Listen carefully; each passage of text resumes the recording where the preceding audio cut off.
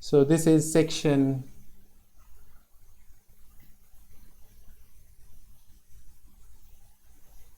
4.1, which describes the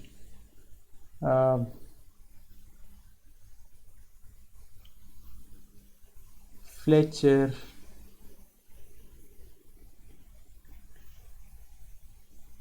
Reeves method. So this is the third method now we are studying, which has Fletcher's name in it, and this is a very popular method, and it predates the quasi-Newton method. So this method actually came before quasi-Newton methods came. So here is the method. Pick any point x1, which is our starting point.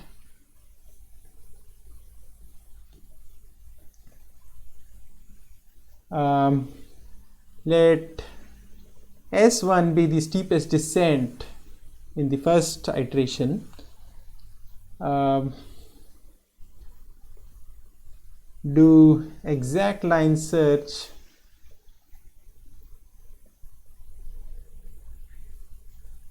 along S1 to find the minimum value of f in this direction only, and this will give us the point x2.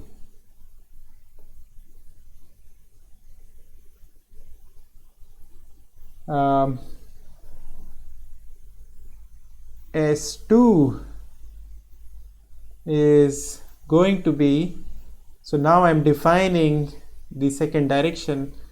S2 is going to be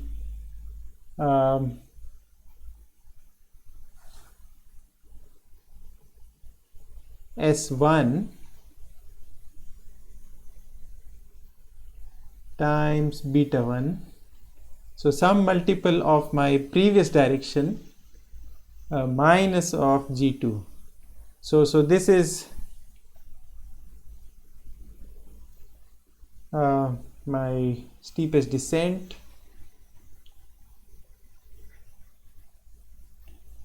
and this is the additional term.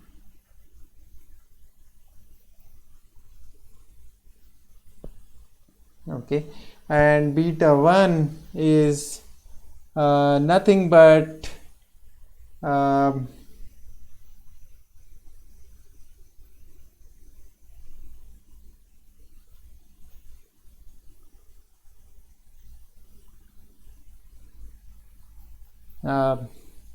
G2 transpose G2 by G1 transpose G1. Okay, so in general, and then repeat line search, exact line search like we did for S1, and continue. So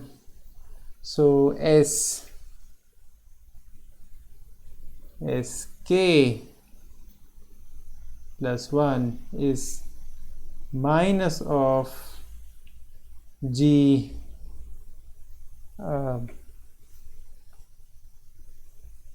K plus 1, which is the steepest descent term, plus beta K and the previous direction, just one step back. Okay, so Sk plus 1 depends on just the previous direction and the gradient at the current point, where beta K is the same expression we wrote earlier. It is the Gk plus 1, the norm of Gk plus 1 by Gk. Okay, so notice that as we descend and as we get closer and closer to the optimal point, Gk plus 1 will start approaching 0, faster and faster, and this term would ideally keep decreasing with every iteration. So look at so this method. Let's look at these steps. Okay, so the only thing we are doing is exact line search along a certain direction, and then updating the direction. And this method is almost as simple as my steepest descent. There is no G involved anywhere. Okay, so note, no G or approximation required, just like we mentioned earlier. Okay, and the steps are simple. Okay, so all you need is exact line search and an update for S, and that's it. Okay, so essentially you need only 3 vectors to run this algorithm. So very good for problems with a huge number of variables. Okay, this is where the Newton method and the quasi-Newton methods will find a lot of difficulties, because you have to store these H matrices. Remember, your quasi-Newton methods update H or B, and they are n cross n matrices. So when n becomes very large, you will run out of your computer memory if you try to start storing such big matrices. But for this method, you don't need to store any such matrices, and each step is quite fast. Each iteration is quite fast. The downside is that the number of iterations would be more than say a typical quasi-Newton method. So this method is not really as fast as quasi-Newton methods. Okay, so not as fast as quasi-Newton, but better than steepest descent, and it has been shown that it is globally converging. Okay, so this is a very nice property which we don't get from quasi-Newton methods. Okay, so recall that PFGS and DFP can sometimes fail, even though they don't fail usually, but theoretically speaking, you can create examples where they fail. On the other hand, this method might be a little slow, but it always works. Okay, and as I said, it is very useful when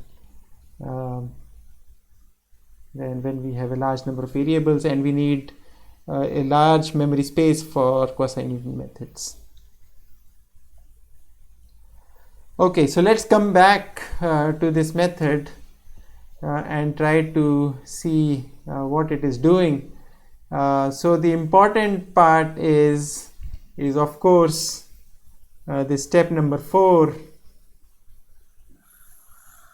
and more generally this updating of the direction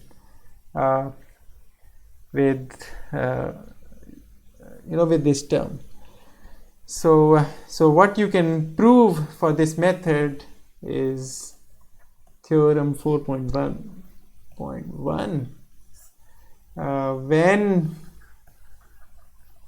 this Fletcher-Reeves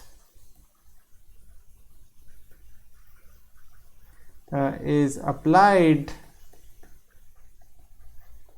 to our toy problem of um, a positive definite quadratic function,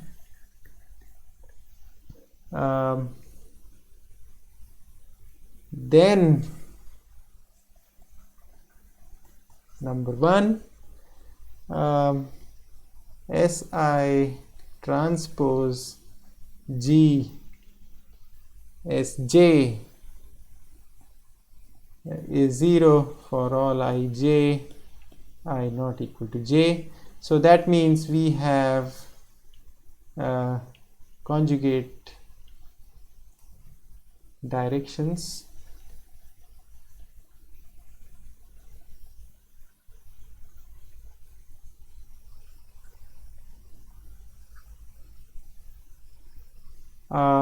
Gi transpose, and this can be shown rather easily.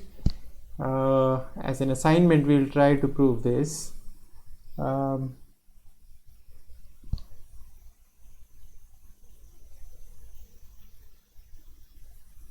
Again, for all ij, I not equal to j, and we call this property orthogonal gradients.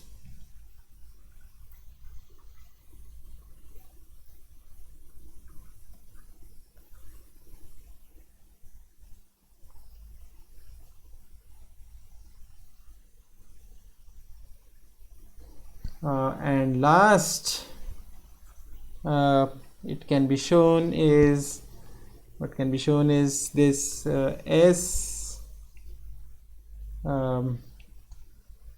SI transpose GI. That means the dot product of the search direction and the gradient is going to be equal to minus GI transpose GI is equal to minus of GI the norm, and this is always less than equal to 0 because this is a square term with a negative sign. So that means so this last result means that SI is a descent direction.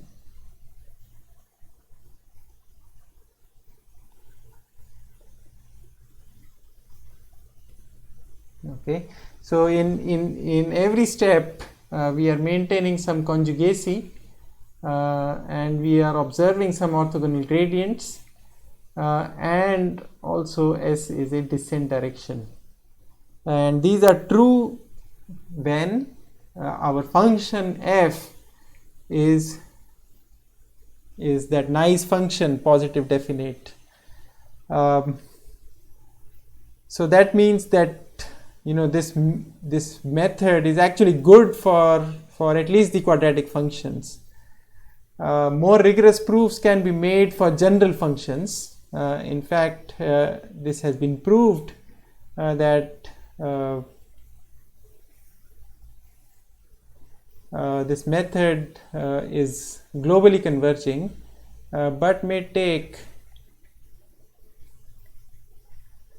more than n steps.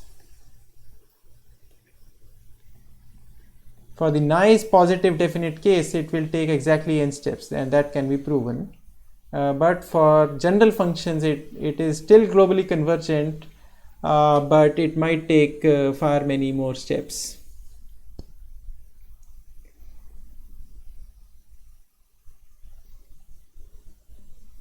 All right. So so how can we show these things? We will try to do these problems as assignment problem, and that will give us a motivation of why this method is actually okay, and it converges.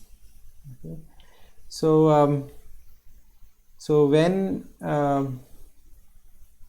we are applying this method to a general direction, then what would be sk plus 1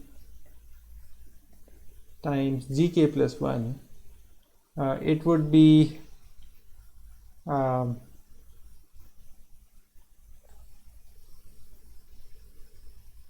so this term would definitely be negative.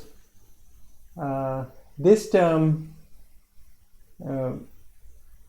we will have to think a little bit about what this term would become. But if we are doing exact line search, okay, so if we are doing exact line search,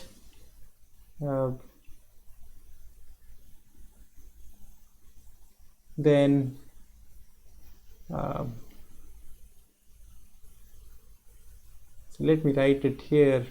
So this would become minus of g k plus 1 times gk plus 1 again,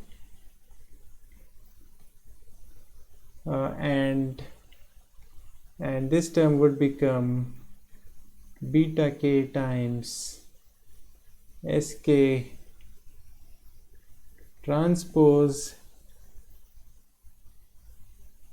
gk plus 1.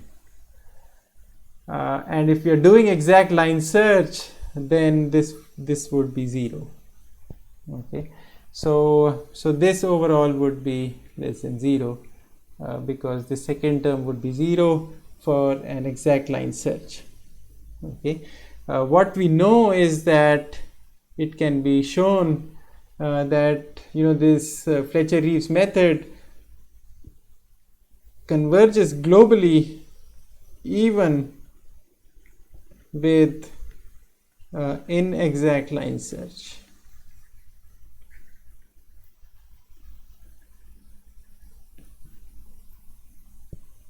Okay, so that makes it an even better, even more attractive method to have in one's armor. Okay, so the last thing before we stop is that this Fletcher-Reeves method can also be used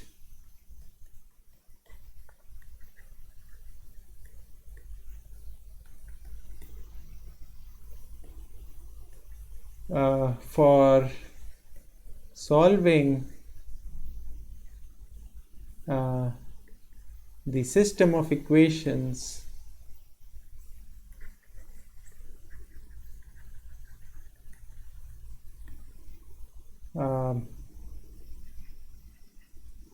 gx equal to b, where G is positive definite n cross n matrix. So if you have a square system of equations and you would like to solve it whenever your coefficient matrix is known to be positive definite, you can try using this method as well.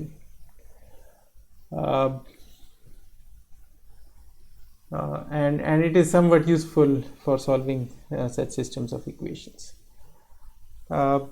Essentially, this is the optimality condition for minimizing the quadratic that we wrote earlier. So solving this system of equations is equivalent to minimizing the nice quadratic that we had written earlier. So whenever you have such a system, you can use this method as well. Okay, so with that observation, we will stop, and that brings us to the close of this unconstrained optimization.